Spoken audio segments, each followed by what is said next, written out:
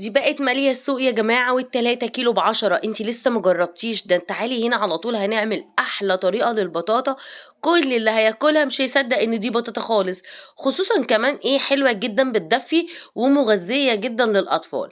نزلت هنا السوق وجبت البطاطا بتاعتي، عايزة أقول لكم ال3 كيلو ب10 جنيه، وفي ناس كمان بتبيعها الكيلو ونُص ب5 الرفيّعة. جبت كده البطاطا مش هتفرق خالص تخينة، رفيّعة، أي حاجة، هاتي كيلو ونُص من البطاطا، اغسليه ونضّفيه وابتدي إن أنتِ قشّريه بالشكل ده، إحنا مش محتاجين القشرة في حاجة. هانزّل لكم برضه طُرق تانية كتير حلوة أوي بالقشر وكمان مختلفة، نوّعوا بقى، اعملوا بطاطا كتير لإن الجو ساقعة ويحب البطاطا. هنا بقى قطّعت البطاطا وخلاص نضّفتها وهابتدي أقطّعها بشكل عشوائي مش ضروري شكل معيّن، هاسيب لِك بقى التطبيق المجاني اللي لمّا بابقى محتارة أعمل أكل بادوس عليه بيجيب لِك كل الأفكار اللي أنا عايزاها. وكمان في ميزة في التطبيق دوّة يا جماعة، إن أنتِ لو عايزة تجيبي أكل جاهز بسعر بسيط برضه بيعرض عليكِ كل الكلام ده، هاسيبه لِك اسمه أكّني، هاسيبه لِك في أول comment. هنا قطّعت البطاطا بتاعتي كده بالشكل ده وحطيتها في الحلة، وهابتدي على طول أنزل عليها بكوباية من المَيّة ونُص كوباية من السكر، والسكر حسب الرغبة، يعني عايزة تحطي معلقتين سكر بس حطي، حطيتها على النار لحد ما اتسلقت تمامًا بالشكل اللي أنتم شايفينه ده، هابتدي أهرسها كده بالهراسة بهراسة البطاطس أو بضهر المعلقة أو بالشوكة اللي موجود عندِك استخدميه.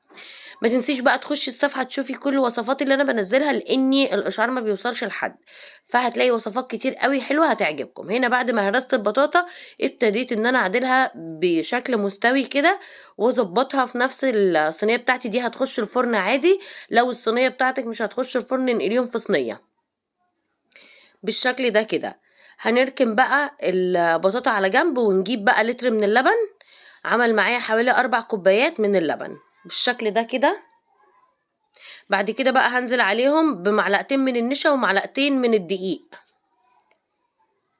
زي ما انتم شايفين، وطبعا برضو السكر حسب الرغبة. انا نزلت ب4 معالق من السكر، يعني حطيت لكل معلقة لكل كوباية لبن معلقة سكر، قلبتهم كده على البارد زي ما انتم شايفين، وحطيت لهم بقى معلقتين كده من القشطة، ولو ما عندكيش قشطة حطي مكعب من الزبدة، ولو ما عندكيش زبدة حطي معلقة من السمنة بس السمنة تكون حلوة. وبعد ما تقلت معايا وقوامها بقى كده نزلت بالفانيليا وخدتها رجعت تاني على النار، خدت غلوة ورجعت حطيتها على البطاطا بالشكل ده كده. دلوقتي بقى الفرن بتاعي بسخنه على درجة حرارة 180، هدخلها الرف الأوسط، أنا مش هشغل الفرن من تحت، يعني سخنت الفرن على درجة حرارة 180 وقفلت، وبعد كده ولعت الشواية وحطيتها تحت الشواية خدت اللون. عايزة اقول لكم طعمها يجنن، شكل بالظبط الطواجن اللي بنجيبها من بره، احنا بنحب ناكلها سخنة، يعني عشان محدش يقولي قطعتيها ليه سخنة، هي بتتاكلش الا سخنة. جربوها وتعالوا قولوا لي ايه رأيكم.